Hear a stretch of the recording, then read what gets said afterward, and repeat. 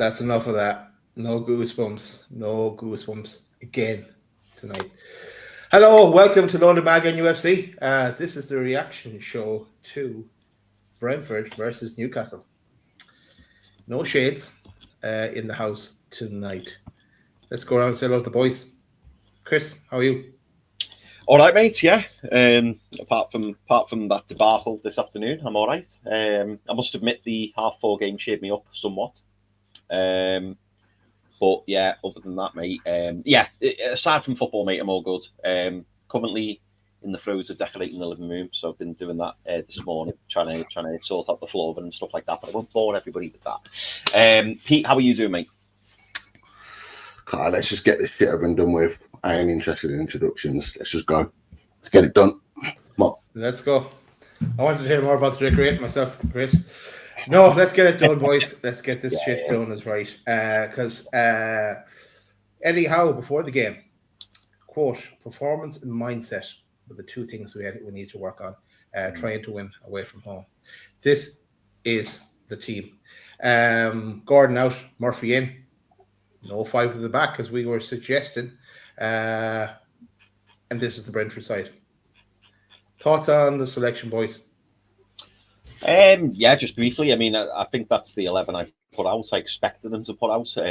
You boys suggested 5 at the back, and fully enough, I didn't really contemplate 5 at the back. But I agree with you, lads. I thought, playing 5 at the back might have been a good option, particularly as we're not playing so well, and the current system and formation and whatnot is not working. So yeah, I can't really say I was surprised. The only thing that I was a bit nervous over, well, not nervous over, but the only problem, and I think it's the elephant in the room, is the fact that I want Lewis Hall to start. As it turns out, I think we're probably going to see a bit more of that in the coming weeks. But yeah, that was my only thing. But yeah, the lineup didn't really surprise me, other than the fact that I thought maybe we could and should have gone 5 at the back. Pete, your thoughts on the lineup? Guys, I don't care. I don't care about lineups. I don't care about our lineups. I don't care about their lineups. There's things we need to talk about, so we just need to get on with them, please. No hassle. Let's go. I'm going to go run through the game because it needs to be discussed as well, because pretty even for the first 15 minutes. J7 going down twice with the big leg taking a bit of a bashing. 16 minutes scrambling in Newcastle goal mouth with the free kick that is not cleared correctly. Pope making 2 rather awkward saves before danger is averted. Newcastle looking just like the same as they always do away from home, and Brentford looking like the team more likely at that stage. 23 minutes, Ramsey comes on for the battered J7. 27 minutes, Barnes twists and turns and fires Newcastle into the lead. Barnes onto Bruno, onto Murphy, flick by Big Nick onto Barnes. Excellent play from Barnes and a nice Newcastle move to make it 1-0. Anyone want to talk about that goal? Yeah, I mean, I thought Harvey Barnes did incredibly well. I thought he'd actually wasted a chance because it felt like he'd done too many turns, but created himself that little bit of space he needed. And yeah, it was a good finish. By the way, totally undeserved. We didn't deserve to go 1-0 up at all. I actually thought we were gonna get away with it at this point, because leading up to that goal, I don't think we were playing very well at all. So it was against a run of play. I think that might have been our first shot on target. I could be wrong, but yeah, obviously I take it 1-0, and I hoped that might inspire a bit more of an improved performance, but seemingly it didn't. It just kind of reverted back to type. But yeah, I was pleased for Harvey Barnes. It was a good finish. Any thoughts on the goal, Pete? Yeah, I disagree. I think we did deserve to go ahead. And the reason being, it was the only bit of quality that was on that pitch in that time during the game, because both teams were absolutely diabolical. Both teams were rubbish. It was an awful game. Even the commentators weren't even interested in it. And it was the only bit of quality that came out of that game in that first 45 minutes. It was a lovely piece of football, lovely one-touch football, 1-2 touch. Nick Voltameda with that little flick round to Barnes was just absolutely superb. And Barnes doing what Barnes does, chopped 2 men through the legs of Kelleher, brilliant goal. That's why Harvey Barnes should be playing more football and should have been starting more games for Newcastle United this season. But up until that point, the only bit of quality in the game. So for me, it was deserved at that point. Game on then, 30 minutes. Magpies gets a good intercepted clearance from B's counter. 21 minutes. Pope messes up. He punches, which and then he fucked up. Coyote playing a blinder for Brentford, absolutely class. Good shout, guys, in the way days to it in for him. He is a quality player. Newcastle, though, seen out the first half a bit stronger than towards the end. No love lost from Brentford as well. Supporters getting on Dan Burns' back, but that took us to half time, 1-0 ahead. A real physical battle in this one. Half time into the second half then. 46 minutes. Pope with a save as Ramsey is robbed of the ball. Byrne with the bucket. And I've wrote down here, he needs to be careful now. So these are my notes as I'm watching the game, by the way. 51 minutes. Big Nick to Bruno to Barnes. Ball across, no one there. Again, we have no striker. I don't think Big Nick Faltermeid is really a striker. He's a number 10. He's not a striker. 55 minutes. Disaster strikes. Brentford with a long throw from Coyote. They capitalize on the bottom clearance. This falls to Schade, who makes it 1-1. Should Pope have got a fist in it and punch it? What do you think, boys, in the first one that went in?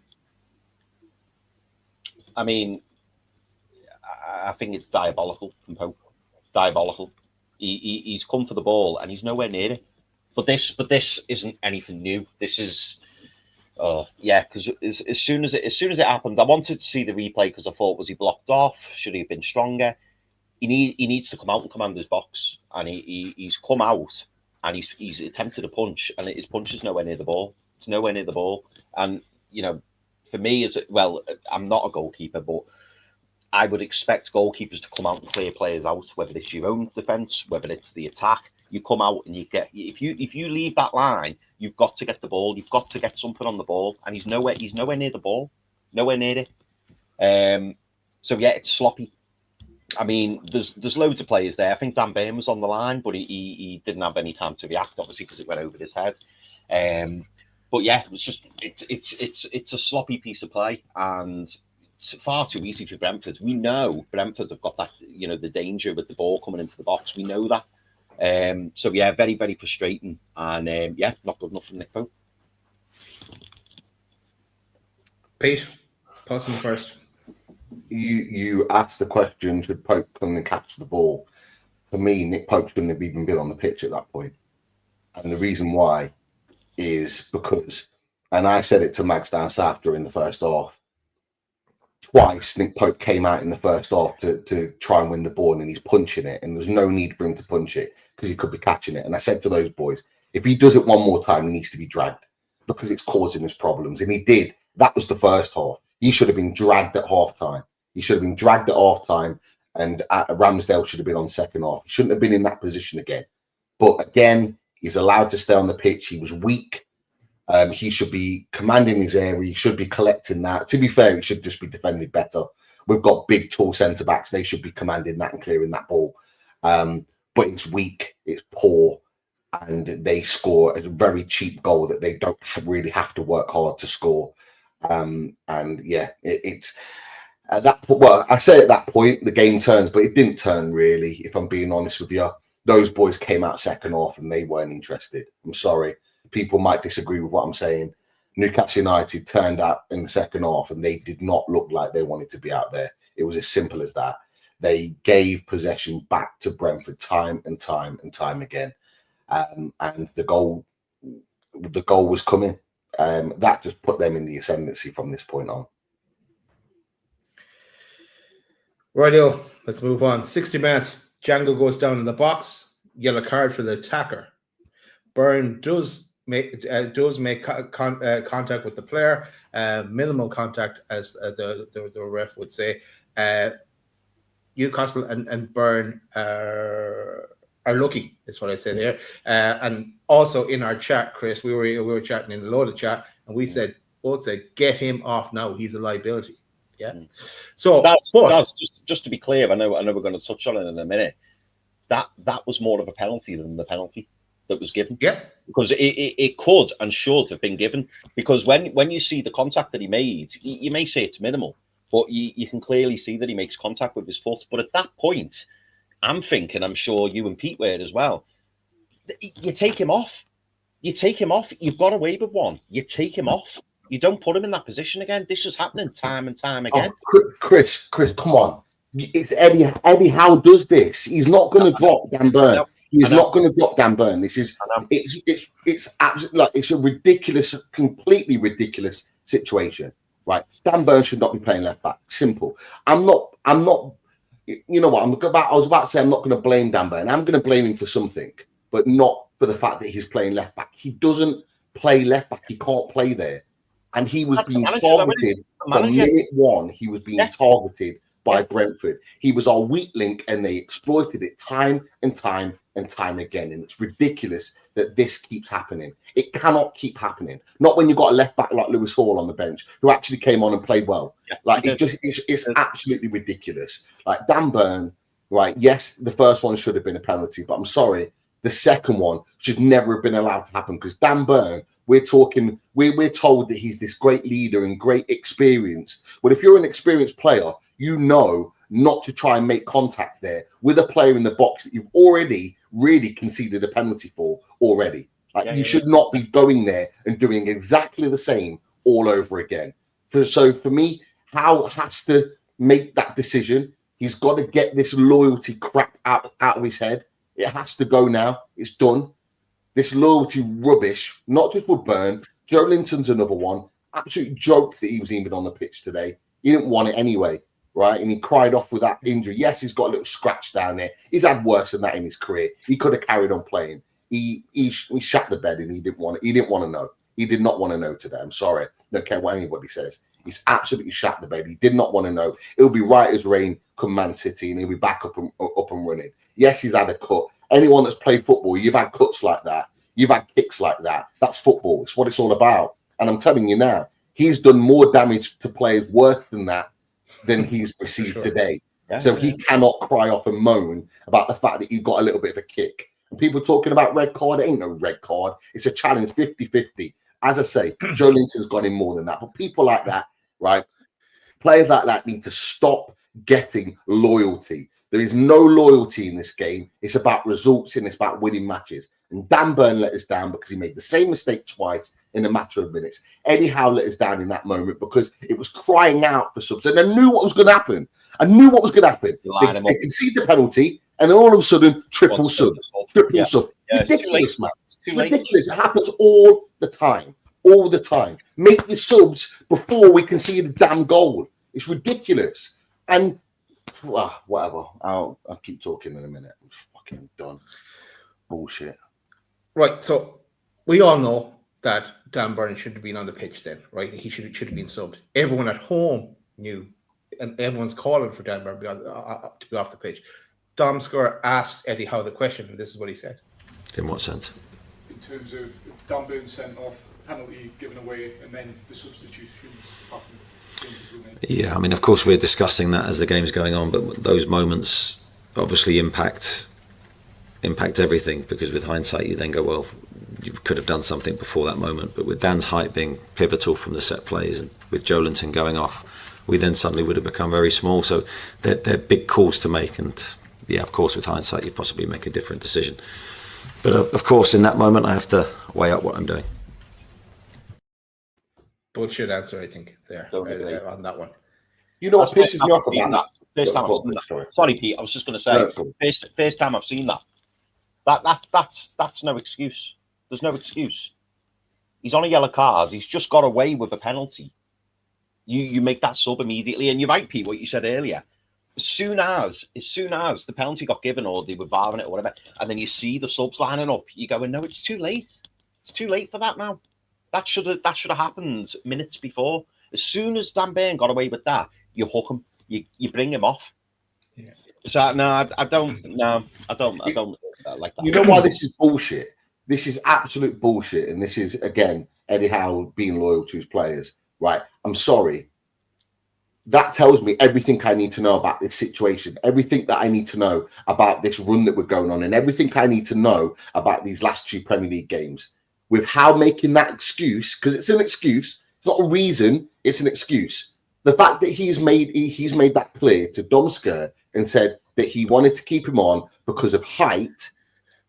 He is more worried about losing the game than fucking winning the game, and that's the whole fucking problem with Newcastle United at the moment. We are setting up our teams to not lose, right? And we don't know how to win football matches. We don't know how to win football matches. To stop setting up teams because of height and to stop defensive situations and to put out a team that can actually go and attack the opposition, that actually can go and attack and try and score a goal and create opportunities and create chances. Because the only one chance that we created in the second half wasn't by Dan Burn at left back. It was by Lewis Hall at left back. And it was a great cross in. Yeah. And Will it probably should have done a little bit better.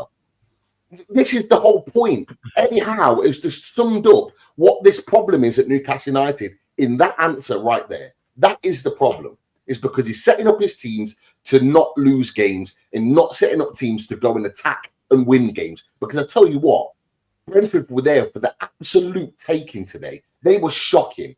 They were shocking. They must think it's their birthday today, turning up to that game, and they were absolutely crap. And they've turned out 3-1 winners. Absolute joke. It's a joke. Stop setting up teams to be defensive and go out and be attacking, because that's what you were signed to do as manager of Newcastle United. And that's what, for the first 18 months to 2 years, that's what we were all about. And we've lost our identity off the back of that. We are completely a different team to what he set us up with 2 years ago. Completely a different team. We'll move on, boys. 64 minutes, Pope the save from Thiago volley. 65 minutes, good work from Big Nick and Murphy. If we only had a striker there to finish. 66 minutes, Barnes takes a pop on the half volley, goes over. Where the subs, Eddie, is what I wrote down here. That's 6 minutes after the incident will Burn nearly giving away that first penalty. Pope goes down badly on the shoulder, back, whatever you're having yourself. Is he okay to continue? Ramsdale is warming up on the sideline. 72 minutes, Burn again, fucks up in the box, misses the ball. Red card for Big Dan Burn. VAR agree with the on-field decision.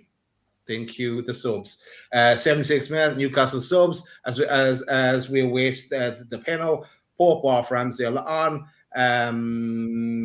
Why is it still in the pitch if it's still injured at that stage? Anyway, because that was moments earlier. It was 10 minutes earlier that he was on the ground. Barnes off, Hall on. Murphy off, Alanga on. Tonali off, Joe Willock on. Thiago scores from the penalty spot, 2-1. And I wrote here, and I put it in our chat as well, boys, this is all on you, Eddie. 82 minutes, Botman with a last-ditch tackle as Brentford go on the counter. 86 minutes, great work by Hall, ball into Alanga, cut out by the defender. At 95 minutes, Thiago makes it 3-1. Magpies with the cutout, Botman asleep, game over. 3-1. Bit of a save for Ramsdale, Miley on for Bruno, 14 in the table. Is it time for the club to start looking for new managerial options? Start the planning now. That's my question I wrote down at the end. Boys, what's in the game? Go on, Pete. I'm just going to run through players. I'm sorry. Like, we all know how shit that game was. Performance, particularly the second half.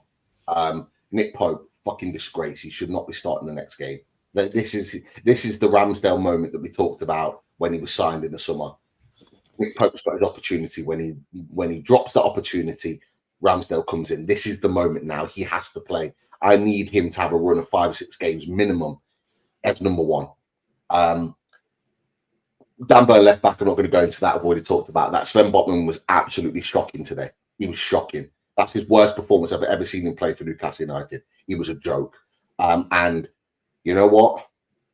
I would not be against Fabian Schade starting ahead of him against Man City. Would not be against it. He needs to kick up his arse. I know he's fighting for a new contract, but you can't be putting in performances like that and want a new contract because there was no justification there, especially in a game that we needed a performance from him. Malik Chow can come out with a little bit of credit. I thought he made some big tackles. I thought he played well. Wasn't his best game.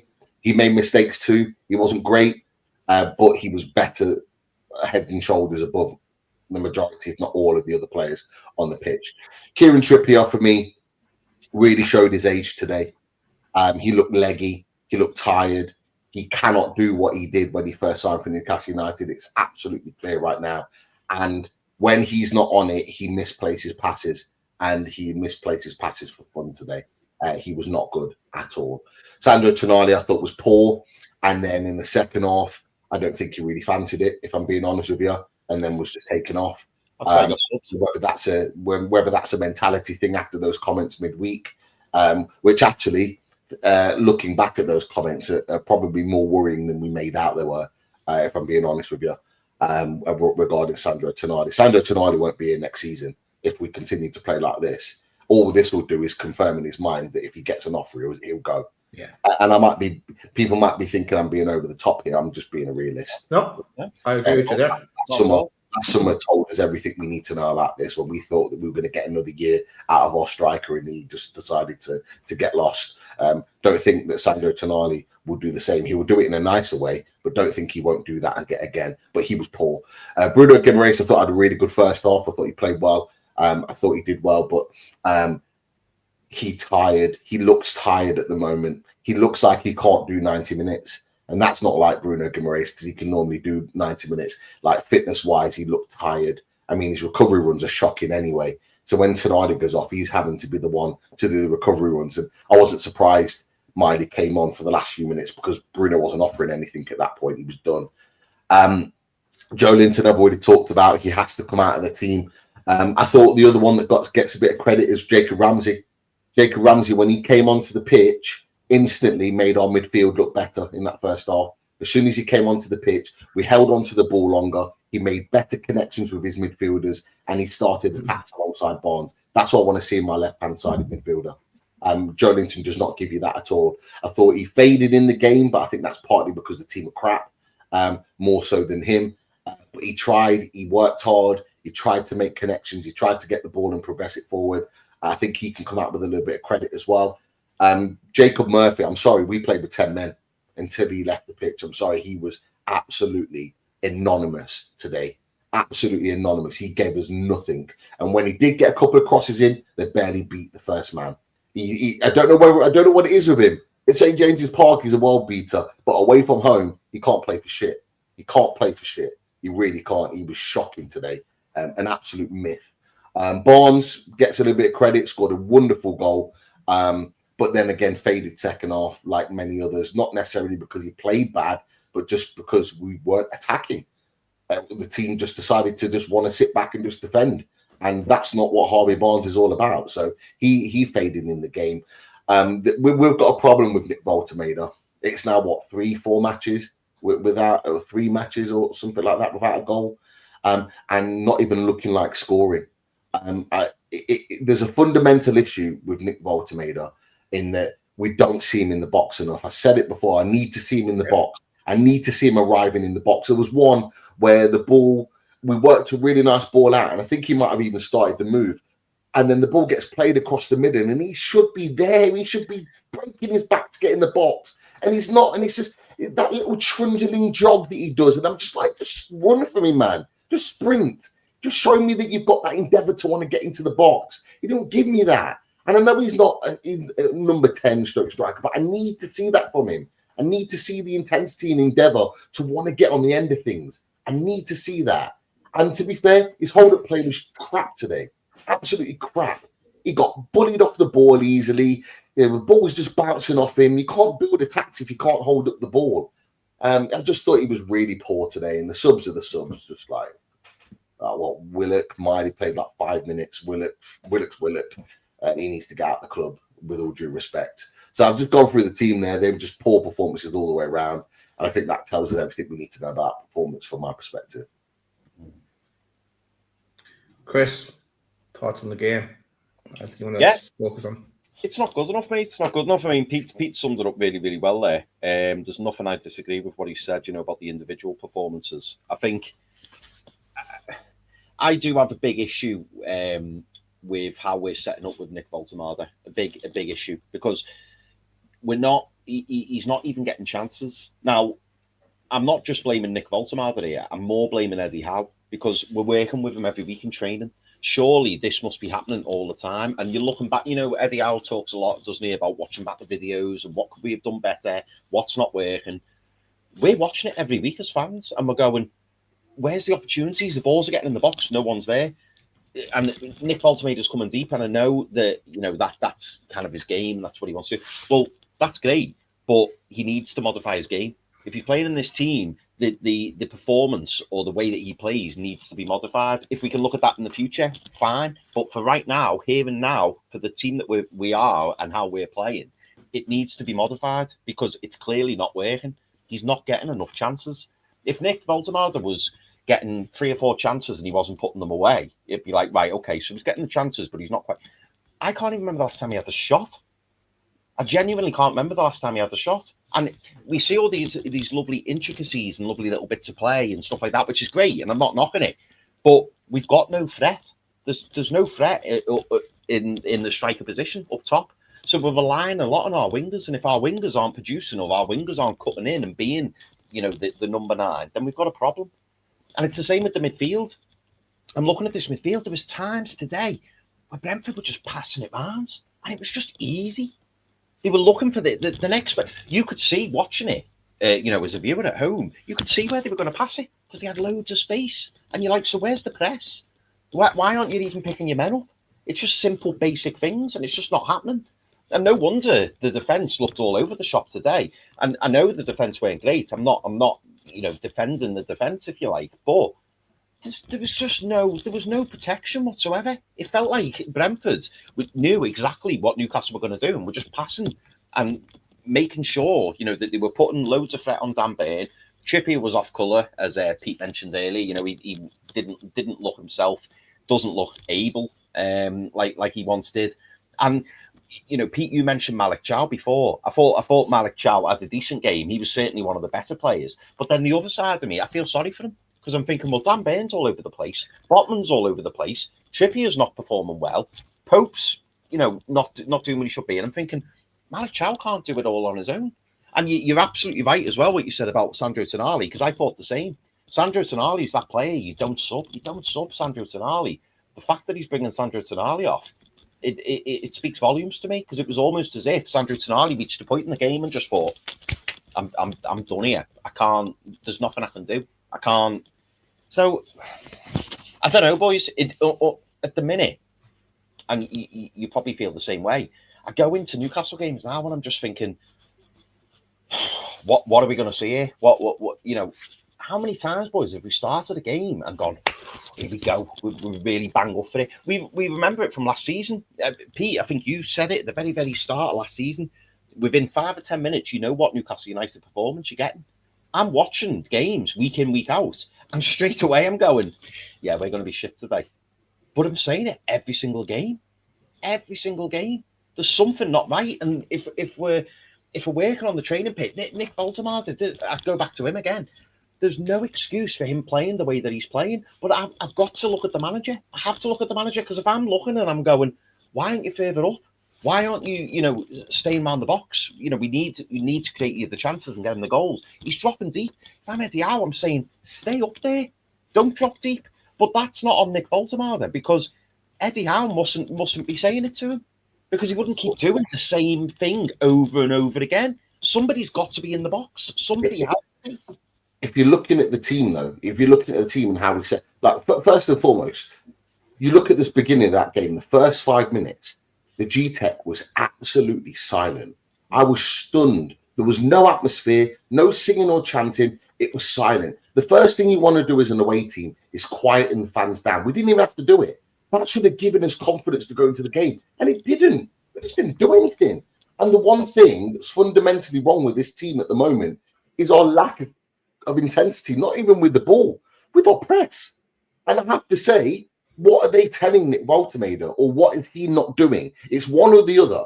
right? Because he does not press. It He is. doesn't press the ball. No. And even when he does, there's no one that presses with him. Not Gordon, not Barnes, not Murphy, not Alanga. There is zero press and intensity in pushing forward. So how are we supposed to attack and win balls high up the pitch if we're not pressing high anymore? We've got zero intensity in our game.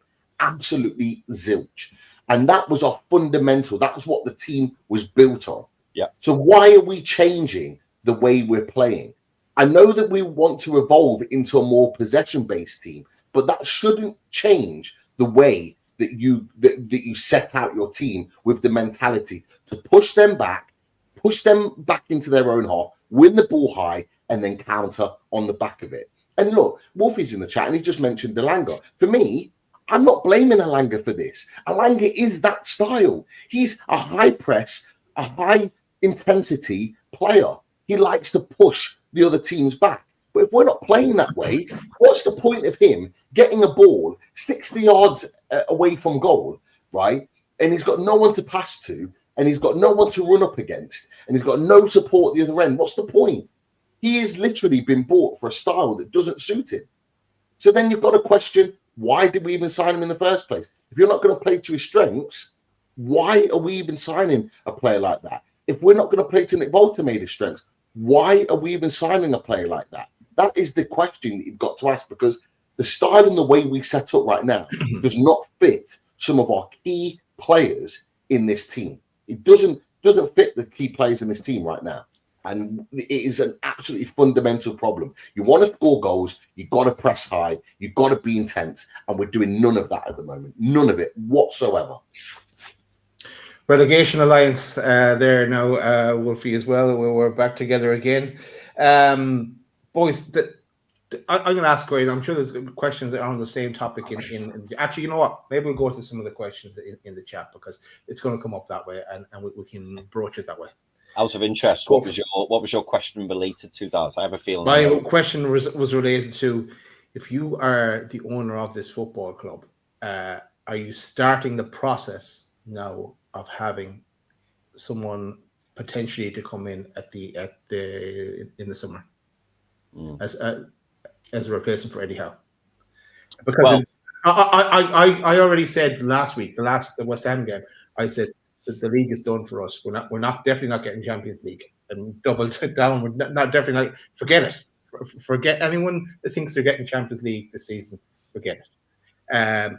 And yeah, we could get another European spot if we go on a run and pick things up in terms of ground. But you can't go through the season and only performing in home games and not able to fucking, I don't know what, when it comes to the away games. So for me, I'd be starting the process. I'm not saying I want Eddie out. I'll give him a chance. I can make some excuses for him. He doesn't have the striker that I didn't want in the club already, but he hasn't had him, thanks to Congo, to work with. And it's a transition after you know who. But I think we need a plan B as we get towards the summer if things do not change. Yeah, I'm gonna whiz through these questions because they all have a similar theme. So I'm gonna whiz through them all, and then I'm gonna come to you boys. Okay, so strap in. Right, lad starts with get Howe out. We then have Justice Saved. Thank you very much for the super chat, Justice Saved. Much appreciated. People are ready to jump on the usual suspects, Byrne, Pope, etc. But can we have a convo about Botman and Bruno? Absolutely shocking for the last 3 games. Justice Saved. I will come back to that one. Afaramas says Eddie's excuse in the post-match interview was that we needed Byrne on the pitch because Joe Linton had gone off, which is exactly what you've just shown us, Daz. So we would become a very small team without him. So obviously Afaramas is not too keen on Eddie's post-match comments there to Dom Scare. Peter Griffin again, thank you very much for the super chat. Peter, appreciated, mate. Eddie said that he kept Byrne on because of his height defenders at pieces. I'm sorry, what the fuck were those comments? Keep him on a yellow was a disaster waiting to happen. Yeah. We touched on this earlier, mate, and it's absolutely right that you're raising it. Lee Jones says, does Howe have enough money in the bank Oh, sorry, enough credit. I'm sure he's got enough money. Does Howe have enough credit in the bank to stay till the end of the season? Continues to play favourite players out of position, and some of the tactics and subs continue to baffle me. Terpy Marciano says, I asked it a month or so ago, not being serious at all. Now I'll ask it again with sincerity. Are we shite? And again, Terpy says, has Eddie lost the dressing room? Most of them didn't look arsed today. Samsonite Dove, who's been a member for 10 months, thank you very much, Samsonite. And he says, struggling not to be Howe out, really struggling. Kai says, can't wait for the lads to say Eddie still has credit in the bank and it's all fine. I'm not sure we're going to say that to Kai, but obviously we have been very, very staunch defenders of Eddie Howe previously. Peter Griffin says, it can't go on like this, can it? Hang on. It can't go on like this, can it? It can. It can. I was thinking of that in my head. That Mick McCarthy gif. And then the last one here, before I come to you boys, Lad, again, thank you very much for the super chat, Lad. Lad says, I'm Howe out now. Huge changes needed, and he won't make them. Was pulling out what little hair I have left, seeing Burn at left back. How can he not see what we can see? Pete, I know Daz was going to ask us this question, so I'm going to come to you first. I know that was quite a summary, quite a lot of comments, but all very similar. How are you feeling? Not about the game. We've talked on the game, but how are you feeling about the situation? And what do you think's next, mate? What do you think is next? Because it's a big question, but this can't continue. It just can't. It cannot continue the way it has. We need results, and we need results quickly. We already have 5 defeats on the board after 11 games. For me, Champions League football is already a big stretch right now. It's potentially near on impossible. With Man City up next at home, regardless of whether it's home or not, Man City will tuck us in. They'll tuck us into bed nicely after this international break. I don't see it getting any better after this international break. We don't beat Man City at home. And look at how they played today. They absolutely wiped the floor with Liverpool. And they're coming to St. James's Park, and they will do exactly the same to us again. I'm not confident about that game at all. So that's then 6 losses in 12. You're talking about half of your games this season, and you've lost them. That's massive. That's not Champions League football. You're struggling to get Europe with the competition of teams fighting for Europe this season. You're struggling for Europe with 6 losses in 12. You've got to go on some sort of monster run to be able to get Champions League football. You're going to have to go on an even equally monster run to get anywhere near European football. Eddie Howe is under pressure to get results. He is under pressure. And the question was asked earlier, if you were the owners, what would you do? If I'm the owners of Newcastle United, I'm making a call to Eddie Howe and saying things need to pick up quickly. I don't think they'll be calling and saying you've lost your job. I think they'd be calling and going, I'm not liking what I'm seeing here. Yes, we're doing well in the Cups. Yes, we're doing well in the Champions League. But the league's the bread and butter. We want to be back here again next season. This is not what we envisaged for Newcastle United year upon year. He needs to get results and get results quickly. I don't care whether he changes the style of play, whether he changes the tactics, whether he changes the personnel. That's up to him. He needs to do that. He gets paid for that, Eddie Howe.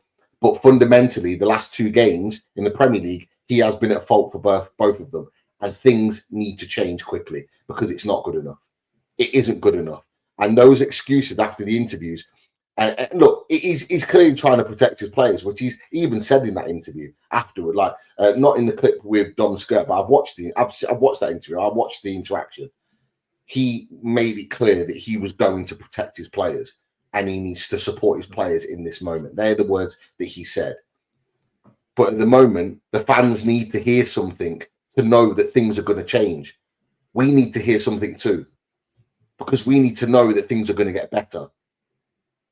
His interview after the game shows me that things are going to just continue the same, and if they do, it'll be under even more pressure. Our next 2 games: Man City at home, Everton away. Everton away traditionally, regardless of what ground, we don't travel well. We never really travelled well at Goodison Park, and then the new stadium we're going to. Like, they're two games that could quite easily be L's. And if they're L's, what are people going to be saying then? There is going to be genuine questions about Eddie Howe and his managerial role at Newcastle United. I'm sorry if people in the chat and people in the comments after watching the show are going to turn around and go, oh, yeah, but we can go on a 10-game run again. You think we're going to go on another 10-game run again? You think we've got another You think we've got another Leicester and another Ipswich in the Premier League this season? Wolves have been bad.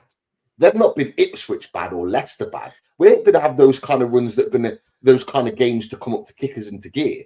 We've got a tough round. This next round of fixtures after the international break are harder than the one we've just come out of. This is why West Ham and Brentford was so important.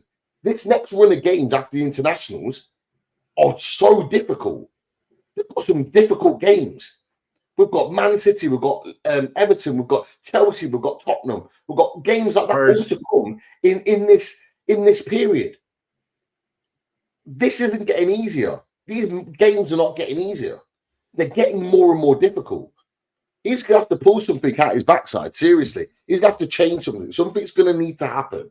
I wouldn't be surprised, lads, if he has done if the concussion thing has been said in order to keep his players here. I wouldn't be surprised. Joe Linton, not in internationals here. Gordon probably told him to sit this one out because England are qualified. Sit in and get yourself right and let's get to work. I wouldn't be surprised. Would not be surprised at all if he's orchestrated some of these players to stay behind so he can get to work with them. Because something's not going right at the moment. Something's fundamentally wrong with this football team at the moment. Yeah. And he needs to get to work to get it right. I'm not convinced we're going to see a massive improvement at St. James's against Man City. But hey, we do need to turn up against Everton. We need 3 points. It's a must win. We've said it already. It is an absolute must win Everton away, especially if we go and lose to Man City. Ooh, big questions are going to be asked. Big questions. And it's no good bouncing. Oh, sorry, go on, Daz. You know, I was just going to say it's no good bouncing, but potentially getting a good result in the Champions League against Marseille away, which is not guaranteed at all. It's the Premier League, as you said, Pete. It's a bread and butter. We have to start picking up points just to even stay in the picture. Sorry, Chris. No, mate, no. I was going to come to you, Daz, obviously to get your thoughts on all of those questions. And also, to 1983, he's asked a very simple question, and obviously this kind of links to all of those other questions. Has Eddie Howe lost the dressing room? Do the players trust Eddie now? That's the real question for him. What are your thoughts on that from 1983? Just think that they've lost the battle because they play brilliant at home. At home, we can usually beat anyone. Maybe not Man City coming up next, but who are on fire themselves. But and I know we've kind of pointed towards Gordon before about thinking about the World Cup, thinking about his England place, but I think there's more in as well, more in the team now as well. They're of that mindset that they have the World Cup on their brain. They're going away on international duties. They don't want to fall out of favour as they get closer to getting to that World Cup and getting in the squad for the tournament. I think there's something like that now because they're just away from home. We can't do anything. We don't look ourselves when we're playing away from home. So. I don't know. Has he lost the dressing room? No, I don't think so yet. But he's has his favourites, and he can't pick Dan Burn coming into the next Premier League games. So what's he going to do then? He has to play Lewis Hall. I'll be honest. Today, the reason I flashed up that one from 1983 today, and Pete touched on it slightly earlier, was the first day I thought that myself. Watching that today, because we had the terrible performance against West Ham, which was, shocking. It was embarrassing. And I thought, right, here we go. We're going to see a reaction today. We need to see a reaction today, and we're going to see a reaction today. We saw the Joe Linton, with the bruise on the leg. We saw Nick Pope coming off injured.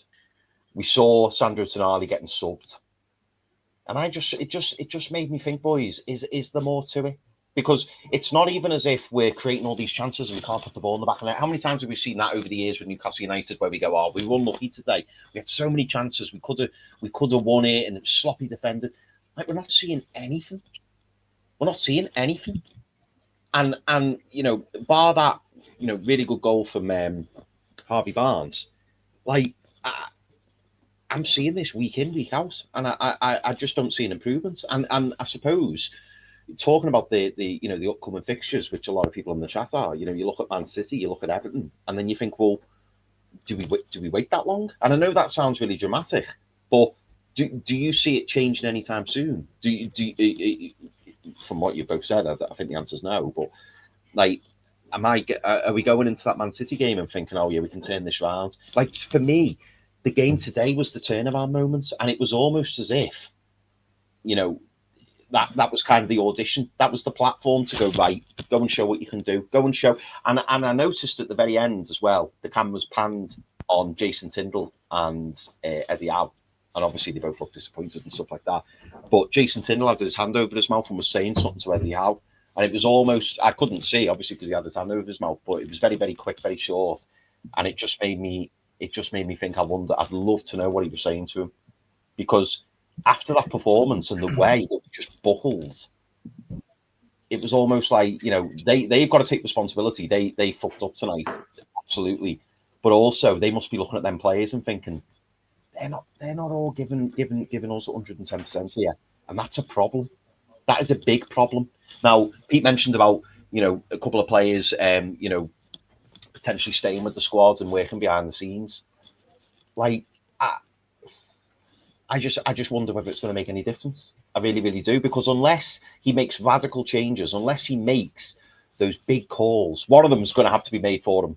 Someone in the chat put it, you know, that Dan Burn won't be playing the next game because he can't. So Lewis Hall will be starting at left back.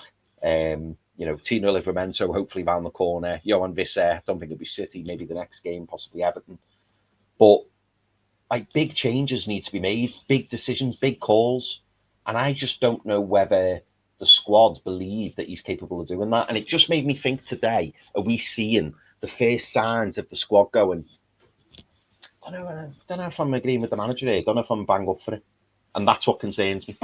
Pete, what are your thoughts on that in general? And I want to give you the opportunity to ask you this question about Eddie Howe losing the dressing room, and do the players trust Eddie? To answer that question, I don't necessarily think he's lost the dressing room. I just don't think the players enjoy playing this style of football. I don't think the players are enjoying playing such a defensive-minded style of football right now. I think this is why we're seeing chalk and cheese. I think these players are set up to go out and attack and press and be intense away from home as well as home, as being at home. I think he's changed. He's changed too much about the identity of this team. He wants it to be a possession-based team, which is fine. But you know what? You know what my thoughts are?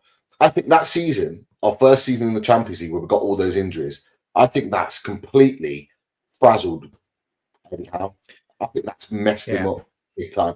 I think he's become so panicked about getting injuries, particularly to key players. I think he's changed the style completely, because we've not been intense for a while. Even the back end of last season, we weren't really intense and pressing high and really being that all-action Newcastle United team. You know when the last time I can remember us being that way? When we won the damn trophy. The season, last season at Wembley is the last time I can remember us being that version of Newcastle United. I haven't seen it really recently. Back end of last season, this season, I haven't seen it. I haven't seen is that more the players as well, Pete? Obviously, the occasion. What I mean is, for that game, are the players automatically given that 10-20% because it's a final and they want to win it? And like, would Eddie Howe big games like that? Or the big game at home, away, forget it. I don't think that's the players. I think that's the manager. I think that's how he's setting us up.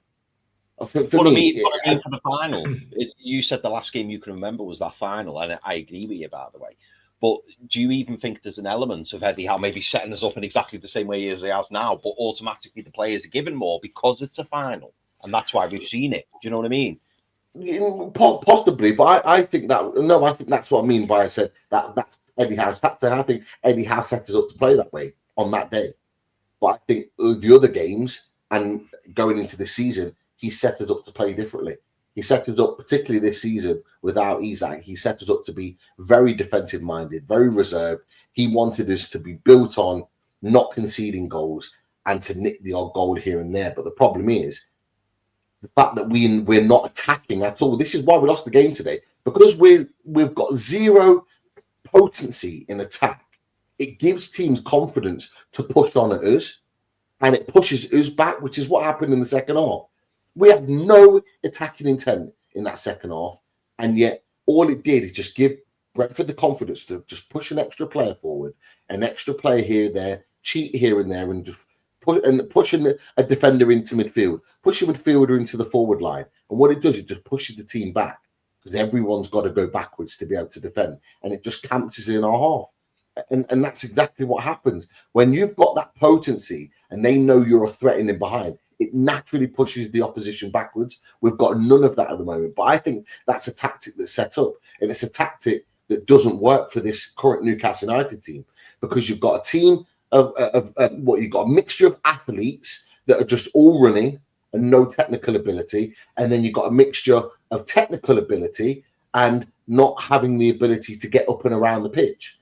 So you've got a real mixed bag there. And I think Eddie Howe needs to go back to old school Newcastle United. We've got a big enough squad now to manage it. We've already had injuries this season. He needs to go back to what we do best and putting it on teams. Yes, it might put a risk in and behind, but that's what he bought Magpies for, to be the pace sitting behind, to be a recovery. When we get Tino Livramento back, that will help. When we get regular minutes into Lewis Hall, that will help. When you get Ramsdale in goal, who plays a little bit higher up the pitch and can sweep better than Nick Pope, that will help, and it will make us more progressive. That's what needs to happen. Hall needs to be starting, and he will.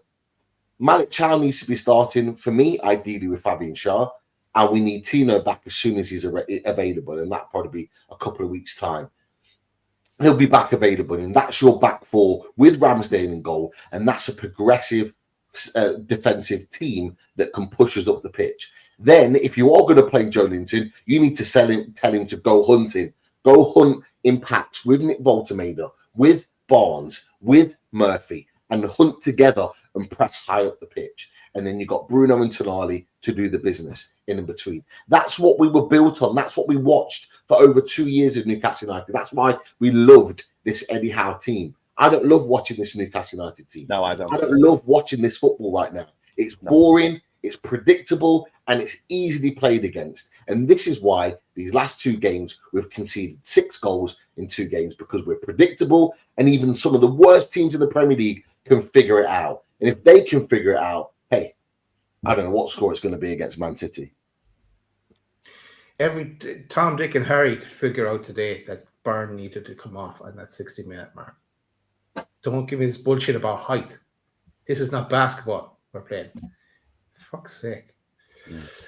Daz, just before we move on, mate, we've had a few more super chats, so I wanted to pop them in now while I get the opportunity. Samsonite Dove, thank you very much for your super chat, mate. But in protecting Byrne with the defending excuse, that's also throwing shade on Hall. He must think, am I really so bad at defending as Eddie Howe thinks? So obviously Samsonite Dove is suggesting that, Lewis Hall might be looking at this and going, what have I got to do to get more minutes or to get myself back in that left back position? I mean, he'll find himself in that left back position against Man City because Dan Byrne obviously won't be able to play. Andy H, thank you also for your super chat, mate. This is an interesting one. Think we are at the City Mark Hughes stage. We started this season much like the last. If we want to be title contenders, we need better. Time for change. Daz, I'm going to come to you on that, mate. Do you kind of see where Andy H is coming from? With that comment, particularly around Mark Hughes. Obviously, Mark Hughes came in at Man City, didn't he, when he just got the takeover? Mark Hughes only lasted so long. He brought in his own players, and then all of a sudden they replaced him. Ironically, I think it was with Roberto Mancini. But what are your thoughts on that? That's exactly where I was going there. Ironically enough, Fabrizio Romano is plugging Mancini there in a tweet this evening about him turning down big money from another Saudi club or something like that. Like, it's like waving the flag. I'm here as well. Don't forget me. If something was to ever pop up in the future, whether that be in Premier League or wherever, I don't know. But yeah, look, this has been said for a long time about stepping stone. It was about stepping stone players, stepping stone managers, and like what Eddie has delivered us a trophy, the first trophy in 7 years. But no, things. He needs, as Pete said, he needs to pull something out of the bag here, because and he needs a minor miracle with the games coming thick and fast. Man City, Marseille, Everton, Spurs, Burnley, Bayer Leverkusen, the Mackems. That's the game. Someone asked the question as well, if you're not Eddie Howe out, how long are you giving them? And I think that Mackems game, and on the 14th of December, and they're playing well at the moment, they're getting results. That could be pivotal for him there. But yeah, I think we'll be at the stage. Pete, where are you with Andy H's comment? Do you resonate with it? Do you see what he's saying? And also, kind of off the back of what Daz has just said there, as things stand, Pete, at this moment, obviously emotions are high, I understand, and, we will all reflect, I'm sure. But as things stand right now, if you were in that boardroom, what are you saying, and what's going through your minds? Say someone comes to you and goes, Pete, tell us where you're at. What's your situation? Where do you stand with this? Looking at the fixtures coming up, because they're not getting any easier. Kind of where are you with things at the minute? Where I'm at the minute is that I need to see something different from Eddie Howe's Newcastle United. I need to see something different. I need to see a change in mentality. I need to see a change in tactical approach. I need to see a change in personnel. They're the three things that I need to see a change in. And he has got a run up till Christmas to be able to prove that to us. Because I tell you what, if we get to Christmas and we're still playing the same way and doing the same old stuff and we're losing games, he'll be lucky. He'll be lucky to be in the job. Trust me, he'll be lucky to be in the job, because that'll be our season done and dusted. Forget the Champions League. With all due respect, we ain't winning the Champions League. So that should not be the priority for our players right now. Our priority should be, can we get as close to the final as possible in the Carabao Cup? And most importantly, we need to be getting ourselves up the table. Even if we manage to fluke a win against Man City, right? We still only go up one place. Like, the gap's already formed between us and the teams above us in this bottom half of the Premier League. Forget the top half right now. We're in a battle to get out the bottom half of the Premier League. That's the issue right now. This is the big problem in this league. So you look at that situation, Brentford are now on 16 points and we're on 12. We don't go above them even if we do beat Man City. And who's to say that a Brentford and a Brighton and a Palace and an Everton don't go and win again? So then all of a sudden, you're cut adrift. And this is my point, is that Champions League football is effectively already ruled out for this season with this poor performances. If you're getting Champions League, you need to be losing really ideally between 5 and 8 games in a season. We're already at 5 after 11. Like, you can almost automatically rule out getting Champions League football. And that is horrible to think in November, that we're already pretty much saying that, yeah, we ain't getting it. So then it's about, can we get to European football? And I tell you what, there's some cracking football teams at the moment playing well. And look, Villa, look at Villa, sixth in the league. Look at where they were not long ago. But their manager's been able to turn around their really difficult start. Look, they're playing well now, putting points on the board. They've just absolutely wiped the floor with Bournemouth today. Absolutely wiped the floor with them. All high-flying Bournemouth, and people were loving Bournemouth and giving them all their flowers, and they deserved it. Good start to the season. Villa just brushed them aside. Can we go and do the same? That's my question to Eddie Howe and these players. Can we go and do the same? Can we go and be competitive and get something from Man City? Can we go and win against Everton? Can we go and then took Tottenham away for a second time at St. James's Park? Then can we go and beat Burnley? They're our next 4 games. Can we go and do that in our next 4? Because if we can, then there's maybe some hope. If we're turning out 2 losses out of those 4 games, or God forbid 3 losses out of those 4 games, we're in serious trouble, lads. We're in serious trouble. That's where I'm at right now. I need to see something. I need to see something from this manager that tells me that we're going to get better. Because if he keeps using those bullshit excuses about Dan Burn and left back and the height and all this nonsense, we're like the tallest team in the Premier League. Why is it that one player for his height is fundamentally our whole tactic in our game? We are relying on a 33-year-old, I think, 33-year-old centre-back who's 6'7" or whatever, to be our whole tactic. That in itself is an issue because we're relying on someone that really should be being phased out right now. Let's be real. At 33, 34, these players should be like Fabian Schade, Dan Burn, Kieran Trippier. They should all be being phased out right now, but they're playing back-to-back minutes. And we're now creating our whole tactic around him. That fundamentally tells you there's a problem there.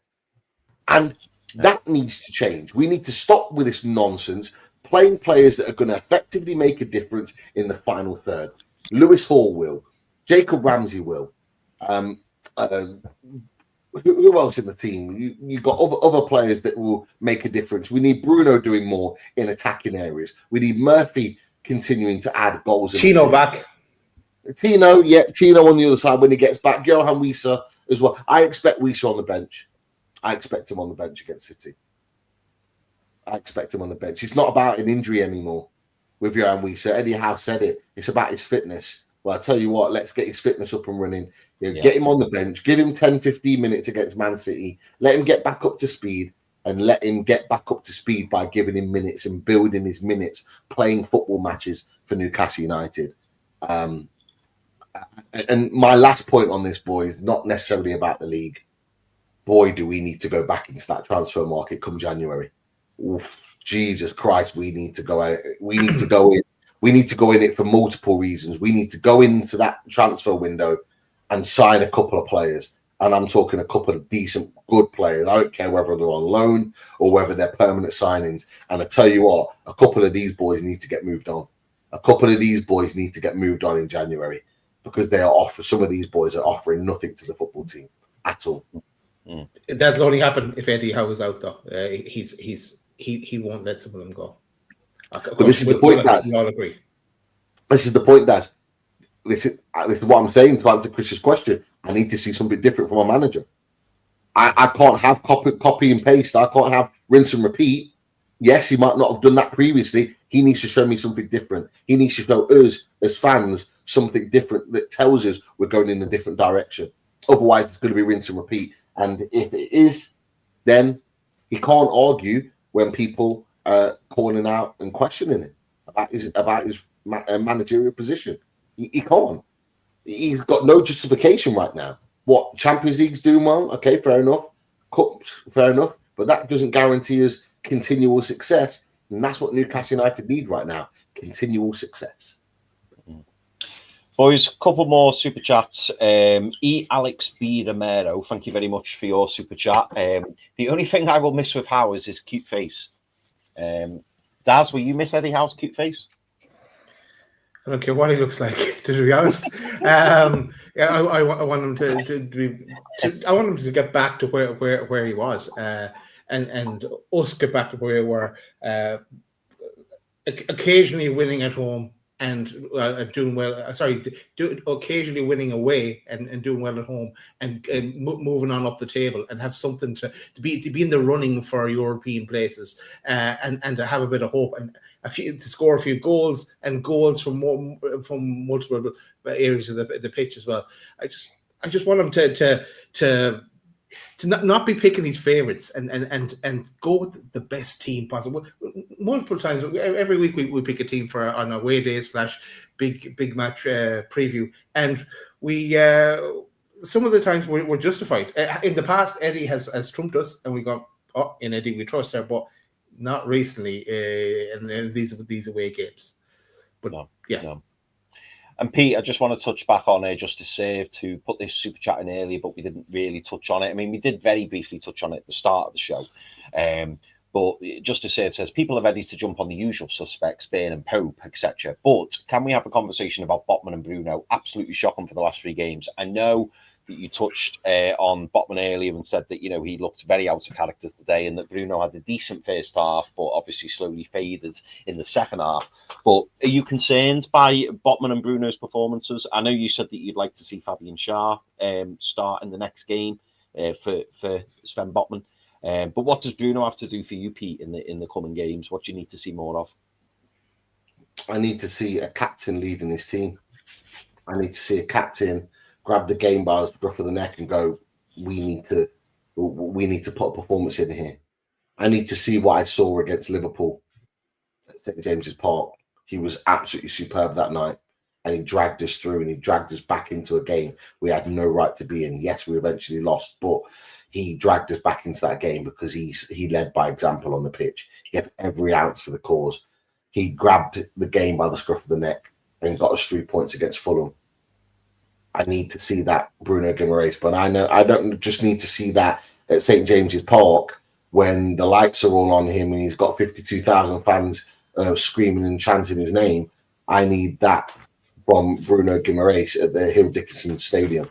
I need to see that against Tottenham. I need to see it against Burnley. I need to see that in all of the games every single week, right? And if he's tired, I'm sorry, then don't go on international duty. And I know that's going to be a different topic of conversation because I tell you what, he'll get himself up for playing for Brazil, but he'll come back to his tired again. And then all of a sudden we're going to have to manage his tiredness because he's been traveling all over the shop and playing 90 minutes here, there and everywhere. If he's tired, he needs to get himself sorted. The problem is we haven't really got anyone to come in and replace him. Like Miley's okay. He's okay, but he's not really a right centre midfielder. We haven't got one, which is why I said at the end of last window, we need another midfielder. We need to move on Joe Willock and we need to balance this midfield out and we need a new midfielder. That for me is absolutely key because we need to now, Bruno, he's nearly 28? We need to now start bringing guys in that are going to start asking some questions of Bruno Guimarães, that when he has down moments like today, that we can bring him in and go, you know what, let's give this guy a run. We need to do the same in other positions. We've done it at centre-back now. There's no guarantee Botman will start against Man City, and nor should he, if he's going to put performances in like that. We've done it with Nick Pope, with Aaron Ramsdale. We've done it with Tino and Trippier. You know, we've got questions that are asked in other positions now. We need to get that with Nick Voltermader. We absolutely need an alternative striker. Forget Johan Wieter for a second. We need a proper third striker, someone that can ask genuine questions of teams in different situations. Because at the moment, Nick Voltermader does not know how to play away from home. He doesn't know how to play. And that might not be his fault, but he doesn't. We need some serious reinforcements here because this is not good. So Botman, Bruno. Botman's got a chance actually of being on the bench. Bruno will start because he's the captain. But we need someone to come in to push him. On the subject of Bruno, Keith Downey tweeted earlier a message from Bruno Guimarães to the Newcastle United fans. I've got it here earlier. Oh, what, sorry? I've got it there here. You go. That's it, Pete. Yeah, I'll read it out for people who are listening via audio. In almost 4 years at the club, we are going through perhaps one of the toughest moments. Just like in life, we can't always be at the top, but in times like this, we need to stick together and never let go of each other's hands. The first part of the season didn't go as expected, and after the break, we need to find the chemistry that has guided us all this time until now. I can assure you, we are just as sad as you, the fans. So, does that mean that they're all not going on international duty and staying to train? I know it doesn't, but if they're that concerned about how things are going can bin off international duty and go and work on the training pitch with Eddie Howe to get this right, to get this turnaround, and Wisa bin off AFCON as well, and focus on your club that pays your wages and to get us out of this mess. If they're not, it's just words. I love Bruno, but I'm sorry, like I don't listen to these sorts of comments. Not after results like that. It's nice of him to put that out to fans and fair play. Like, great. I need to see action. I don't want to see words. Like, because those words are nice and they're reassuring to a point, but that wasn't what we saw today. So why wasn't that done on the pitch today? That's my question. Why wasn't that why wasn't that sort of heartfelt type message put out on the pitch in performance today? What's going to change in that time? Are you going to turn around to Carlo Ancelotti and say, you know what, I'll play one full game for you, but rest me for the other one. I want to be ready for Newcastle against Man City. Is he going to do that? I'd be interested to see that. I'm going to ask Sandro Tonali the question because he didn't fancy it today. He clearly looked like he didn't want to be on the pitch today. But I tell you what, he'll be turning out for Italy, playing 90s in both of their games. Is he going to turn around and go, you know what, give me a rest second game. Let me get back early. Let me get back and train with my boys to make sure I'm ready for Man City. We've got a big group of games coming up here. Is he going to do that? I'm not quite sure. So, you know, it's all right then putting these sorts of comments out to reassure fans as such. And I'm sure we'll hear others and interviews from the likes of Dan Burn in England. And I'm sure we'll hear other comments from other people during international breaks. I don't care. I don't care. All I care about is you putting a performance out on the pitch that shows me you want this. We want this as fans. You know, we want this. We want the best for you. But are you going to show us that you want the best for this club? Put performances in. Show us that you want it. Don't give up. Get us goals. Get us assists. Create opportunities. Create chances for this team. If you're not happy with the way you're playing, speak to the manager. Get the manager to make those changes. That's all I'm interested in right now, not words. And they're going to come back tired from international duty as well. Is it qualifier matches or is it friendlies? That I don't pay attention to international football. Most of these teams have already qualified. This is why I think Newcastle have been insistent on Gordon. I think Gordon probably would have wanted to go to this squad. I don't think he wants to miss a squad.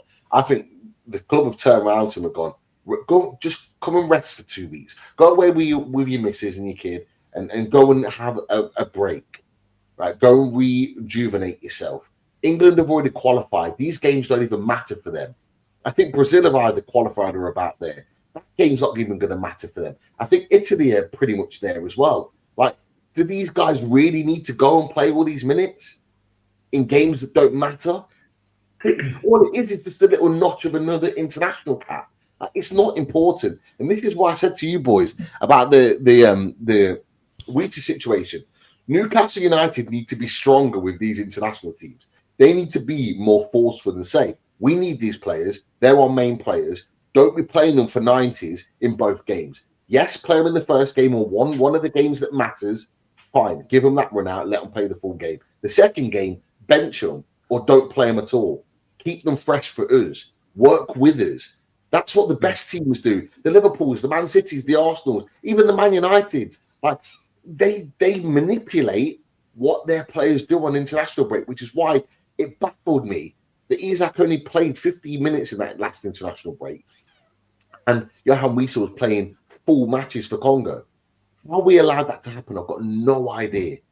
We should be better. We're a bigger club than that. We need to be more forceful with this situation. And I hope we are over this international break. I'm been watching these games purely to see what these players do and how these international teams are monitoring our players. We've got a few more super chats, boys, so I'll quickly whiz to them.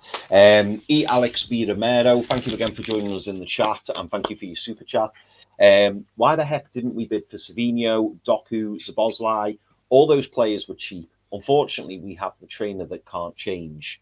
By the way, Bruno Guimarães can't shoot. So Savinho, I think, was a pre-agreed deal. I think he was all set to go to Man City. I think there was a reason behind that. I'm trying to think what it was, but I think City had first refusal on him from what I remember. So Boslai, I think we were interested in. But as soon as Liverpool made their interest known, Boslai only wanted to join Liverpool. Did he have a Liverpool tattoo? Yeah. Before, so that was never going to happen. We would have paid the money for Szoboszlai. I think that was quite clear. We prioritized Szoboszlai over James Maddison. We wanted him, but he's a Liverpool fan. So as soon as that was made clear, we were never going to get him. We were never going to get him at that point. Yeah. And with Savinho, he was at Man City's feeder club. That's it. Yeah. In Spain. So that was always going to be a direct route. We were never going to get them. Doku's different. But if you had that conversation about Doku last season, right, nobody would be saying, "Oh, go get Doku." Doku was a good player and a fantastic piece of business. He was always going to do well, but nobody would have said that last season. Everyone was saying he was shit, but he isn't shit. And now you've seen the best of him. Now he's settled. I think the feeder club was Girona, wasn't it, Pete? Because I think Man City had done a few deals with Girona. That's when Girona had that outstanding season, and then all the clubs who lent Girona players were like, "Yeah, we'll have them," and subsequently they've the bottom of the league. Yeah, exactly. Yeah. Irish Assassin, thank you very much for the super chat, Irish Assassin. We are not getting any world-class forwards in January. I would take a punt on Carlos Forbes, valued at 10 million, ripped Barcelona apart this week. Fast demon. I don't know who's Carlos Forbes play for. Never heard of him. He plays in Holland, I think. Why am I thinking he plays in Holland? Someone's mentioned him before, actually. Yeah. Okay. Oh, no, it's not. It's Club Brugge. Sorry, plays in. Someone's mentioned him before. We haven't talked about him really, but someone mentioned him on one of our transfer shows as a player. Yeah. To look out for. Yeah, he was at Ajax. He was at Wolves at one point as well. And he came through the Man City youth system. So he was at Ajax.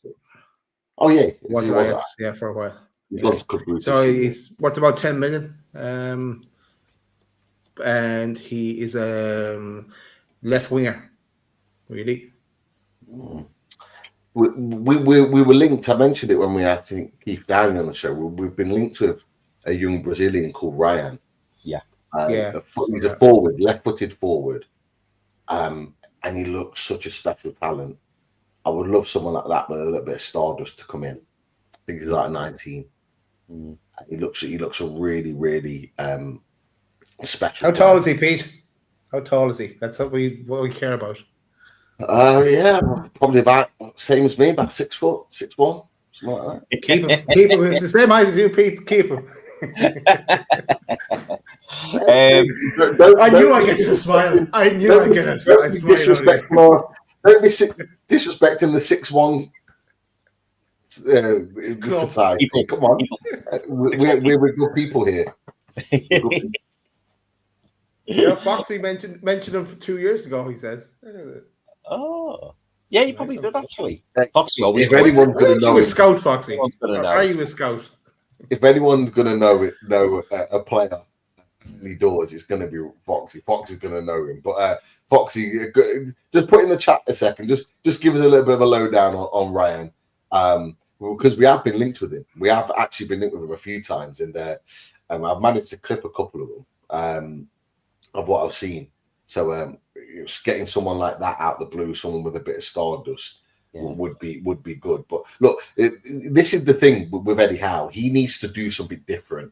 Like, I know he's adamant he only wants permanent signings in, but look at what Marcus Rashford did to Aston Villa. Look at what he did. Look at what Asensio did to Aston Villa. A couple of loan signings that made the difference and nearly got them to Champions League football. Like, we need something like that. We need an injection of quality that can be brought in, even if it's for 6 months, to try and propel us and save this fucking domestic season. We need it. We absolutely need it. So we need to get to work. He needs to do something different. Who says no? I hope it's not this man says no, because Hey, he needs we got the to change money. his ways a bit. Hey, we got the money, and there's no reason why we can't. There's no reason why Joe Willett goes and finds somewhere else to play in January. He'll have suitors. He'll have people that want to take him. There's no reason why he can't go and play football elsewhere. There's no reason why you can't move on ML Kraft to save some of the wage bill. Like, he offers nothing to Newcastle United. He's done. Like, we should be giving him a new contract.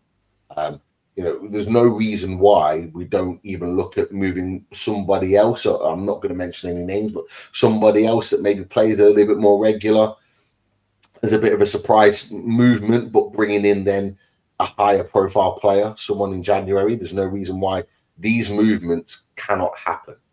It's got to be balls.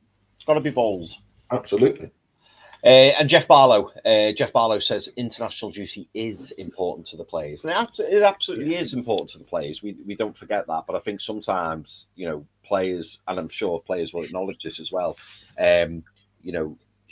A lot of importance does need to go to your club as well, particularly when it's not going so well.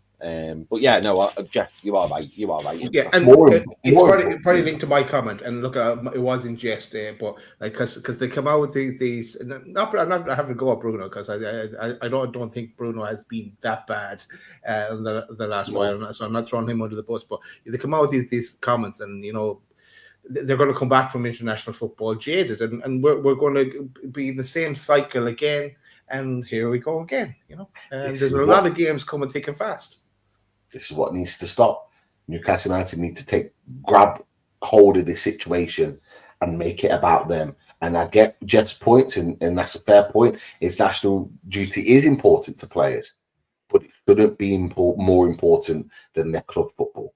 It should never be as important, because your club football is always going to be there. Your international duties are only for a set period of time. At any moment, your international the country can get a manager and go, yeah, we're not going to pick you anymore. And then it's done. And if you've been prioritising international football over club, what then? You've always got your club football to fall back on, because that should be your priority. It's your bread and butter. It's the reason why you get picked for international football in the first place. To put your performances in for your club football, and then you can let your international football do the talking. This is the priority. The priority is Newcastle United. And if it's not for some players, it should be. And Eddie Howe and his staff need to be reminding some of these players of that. And I'll be honest with you, lads, I'm sorry. At this moment in time, domestic football is more important than Champions League. I know we celebrated the win against Athletic Bilbao. I wasn't watching that with the same excitement and intensity on Wednesday night that I normally do, because I was more bothered about this one on Sunday. And I will be now for the rest of the group stages. I want us to win in those Champions League matches. I'll always want us to win. But my priority right now is Premier League football. Everything else is a sidewinder, apart from Fulham in the Carabao. And I think as well, Pete, some of the players need to be reminded of that as well. I mean, not saying that the Athletic Bilbao game, wasn't a good professional performance, but it still wasn't that performance where you go, wow, like we blew them away or anything like that. And I think this is the most worrying thing for me. I can't remember the last time where we came off the back of a game and it was like, wow, we were incredible. We were absolutely incredible, and we played really well. And then you can start to see a little bit of a run coming together. Where you think, like, there's the click moment. That's it, and that's the most concerning thing for me. Irish Assassin says Bruno playing in France and London on the international break. Well, at least it's not that far away. That's. I still don't want him playing 90 minutes.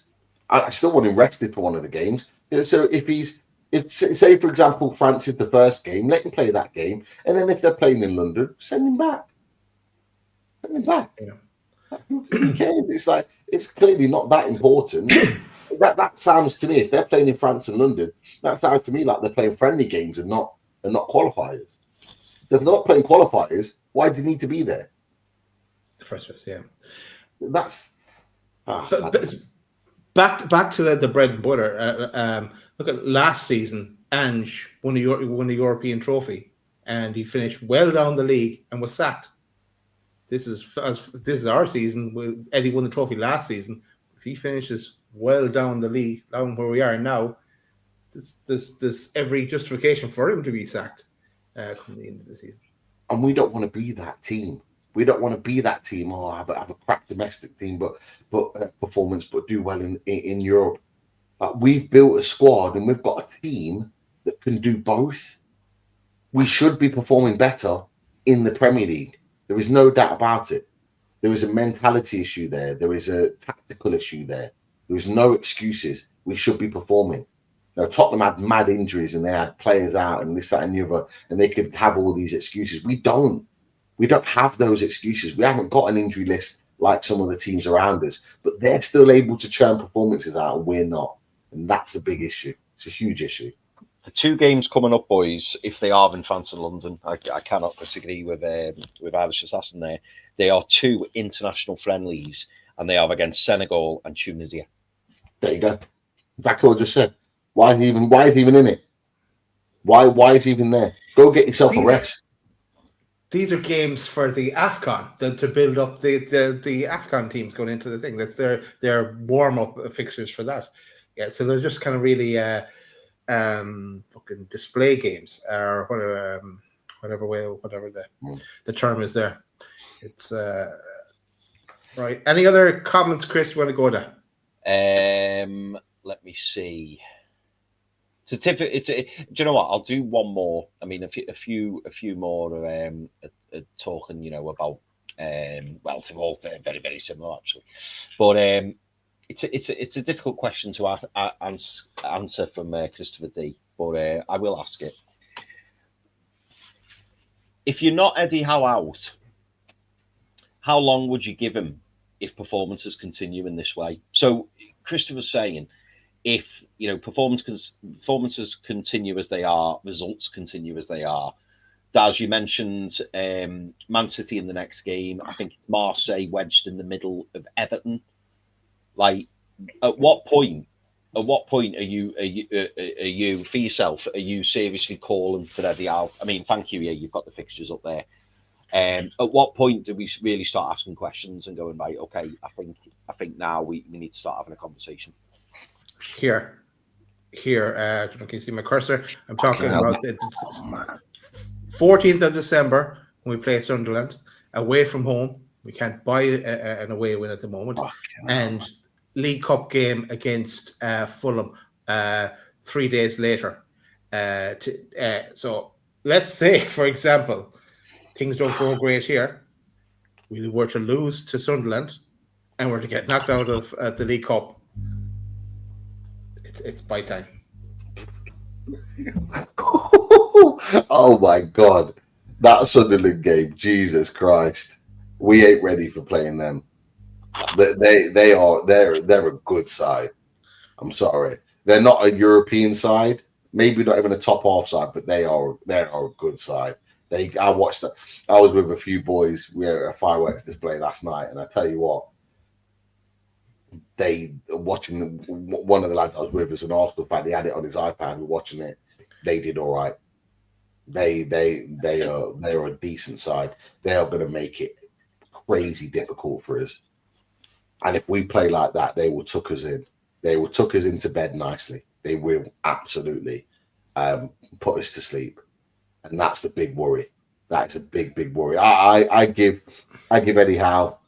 Not I give Eddie Howe, but I would say this next run up to Christmas is going to be absolutely critical. So you're going up to maybe like what was Boxing Day, Man United, maybe. Yeah. Maybe you do Burnley after that, so Burnley away before the turn of the year. I think you've got that run of games. Eddie Howe's going to have to make significant improvement on results to be able to give any sort of indication that he's turned things around. But for me, it's a case of forget the Carabao Cup, forget the Champions League now. It's all on the league. We need to see that improvement. Got rid of the ads there. It was distracting people. Yeah, all the lingerie there. Yeah, no, I agree, Pete. And do you know what? My only concern with that one of games is obviously I'm looking at Man City and I'm thinking, okay, probably not great. Marseille, who knows, might get a point. I think a point away at the Stade Velodrome would be a decent point. Everton away worries me at this very moment, really does. And then obviously we go into Spurs at home. I struggle, boys. I struggle. If the form continues as it is, especially if we don't get the 3 points against Burnley, I struggle to see him being in charge of the Leverkusen game. I really do, and I'm not talking obviously about the Champions League form. I'm talking about because if you think, Pete, you were talking about that. They're back. you were talking about that gap, Pete. Imagine how big that gap's going to be if we don't beat Man City. Let's say if we get beat by Everton, we don't beat Spurs, and then we come off the back of that Burnley game and we drew or something. Just mate, imagine that gap. Mate, you could effectively wave bye-bye to European football, not just Champions League football. Yeah, Conference League. Yeah. You're literally waving bye-bye. You're literally if you're getting those results in that next set of fixtures, you're literally putting your whole season on the Carabao Cup and the FA Cup. That's what you're doing. You're making yourself a cup team because if we don't get results in that, these teams, the Chelseas, the Spurs, even and the Villas, they'll keep winning. The gap will get bigger, and it'll be too big for us to catch up. We are not going on. I'll say it fundamentally now, and I'd love to be proven wrong. We ain't going on a 9-game winning run to be able to salvage our season like last season. It can't just marry up that and it just magically happen. We were lucky to have that run and we played some fantastic football, but ultimately that run saved our season. It put us back in the mix significantly. We were out of it by then. That's not going to happen every season. You can't just magic that up. It ain't happening. So we are going to have to be better in games. We're going to have to go and beat a Man City. We're going to have to go and beat Tottenham and Chelsea at home. We're going to have to beat Everton away. And we didn't do that last. Did we do that last season? No, we didn't do that last season. We're going to have to go to Sunderland and win. We're going to have to go to Man United again at Old Trafford and win. And these teams are all better than last season's teams that we played against. We're going to have to go to teams that we don't expect to win. We're probably going to have to go to Liverpool and get something. We're going to have to go to Man City and get something. We're going to have to go to Spurs and get something. We're going to have to go to teams that we don't expect to get points against and actually get points this season if we're going to salvage our season. And at this moment in time, we look nothing like capable of doing that. Exactly. That's why I'm going to answer Rich Jobbing. Dazzy, you're joking. Asked us the same question the other day, and you were given how to the end of the season regardless. Make your mind up. Yeah, but what I'm saying here is I don't see things getting better, and it's downward trajectory we're going. Yes, granted, he picks things up here, and then forget about. Yeah, he does get this into the end of the season for me, and he does get us into the next round of the knockout round of the Champions League, and he does keep us in the League Cup. That's different. He does get to the end of the season, but if it continues the way we're going here, right up to these very important games here, then the writing will be on the wall for him. Mm. We've had 2 more super chats, boys. And thank you very much to everybody for the super chats. We've been inundated this evening, which has been absolutely fantastic. Alex B. Romero, thank you again for your super chat. City, well, I'm assuming this is what Alex B. Romero is saying. City wins with 5'9" players in height. Eddie has no clue. And Tickle My Tenali, again, thank you for your super chat. He says, never thought I would say this, but I'm dreading Sunderland away. And I think we can all share that sentiment, can't we? Because you're right, Pete. I watched Sunderland against Arsenal, and do you know the thing that worries me most about them? It's not even so much the quality that I'm watching; it's the fight, it's the desire. They don't give up. And right now, if we played Sunderland this coming weekend, I'd be thinking they're going to want it more than us. They've got more belief, they've got more heart, they've got more passion, they've got more strength, they've got more desire. And that's what's worrying. and that's why they are where they are in the league. They're in a really good moment at the minute, and they've got momentum, and that's what we don't have. We just do not have that at all. And yeah, hopefully we can pick up a bit of momentum, a bit of form ourselves before we go into that game. But if we don't, yeah, I won't be looking forward to that game that weekend. Do they not have a lot of players that are going to AFCON? Sunderland. Yes. Yes, they do.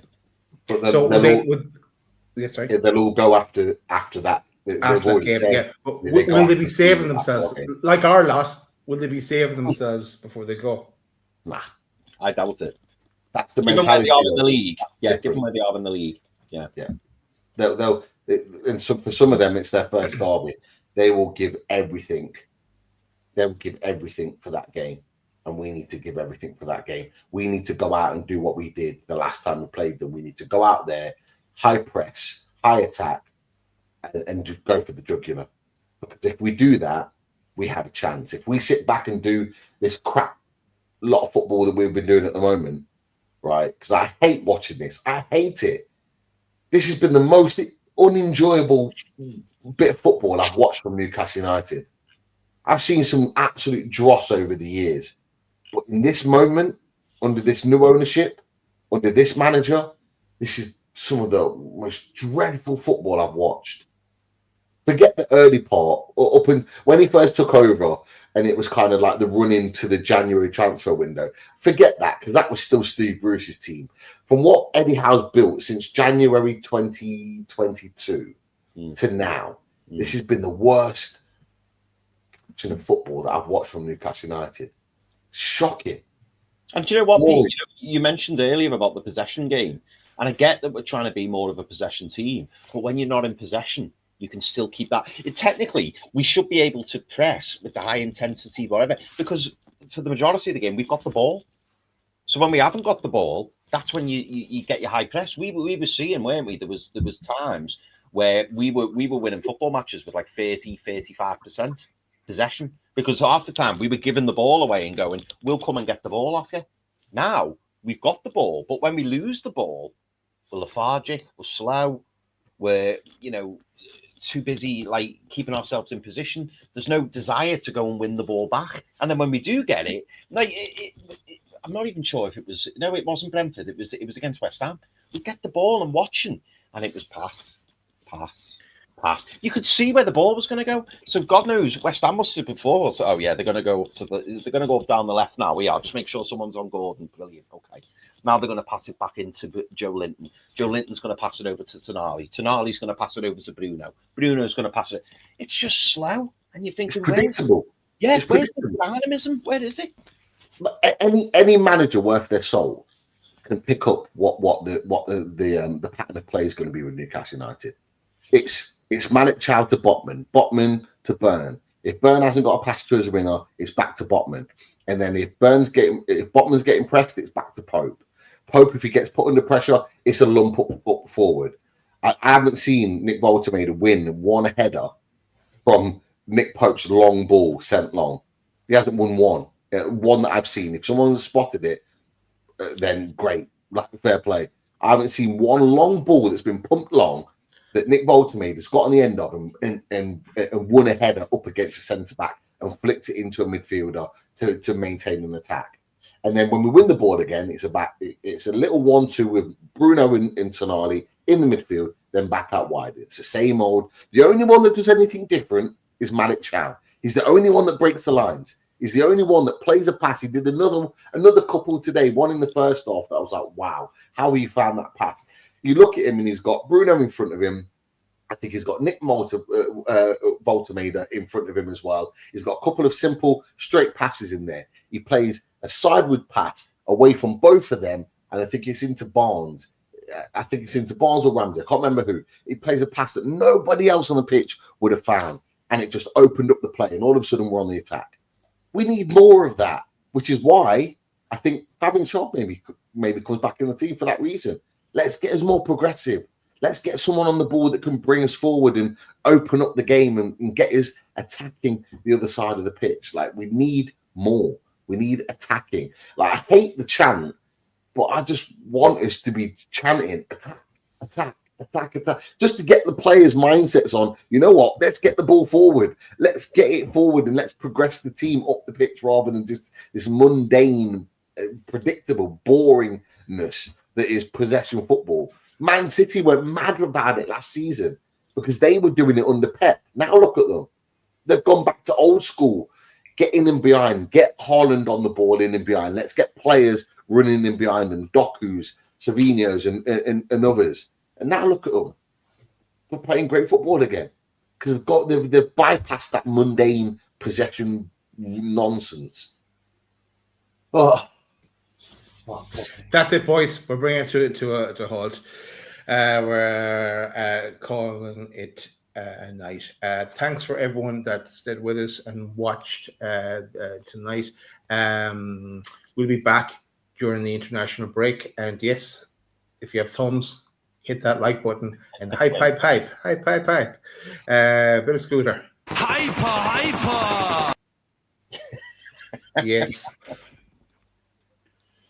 Hype. Hype me up. Right. You button, Chris. What was it? Right. Hype me up. Hype me up. Hype me up. Yeah. Right. That is it. We will see you on the next one. We're not even going to. Well, no. We'll play out with some radiators because we haven't had radiators for a long time. You know what, David O?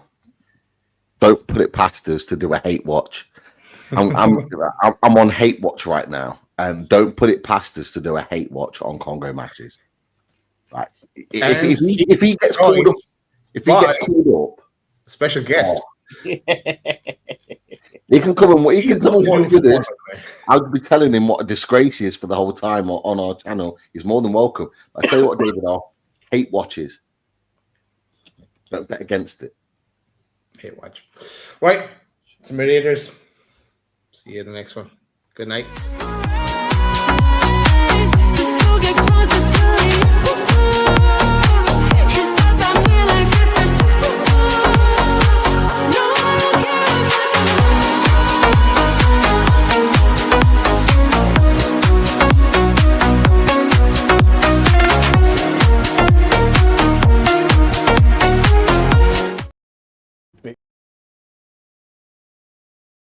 It can't go on like this, can it? It can.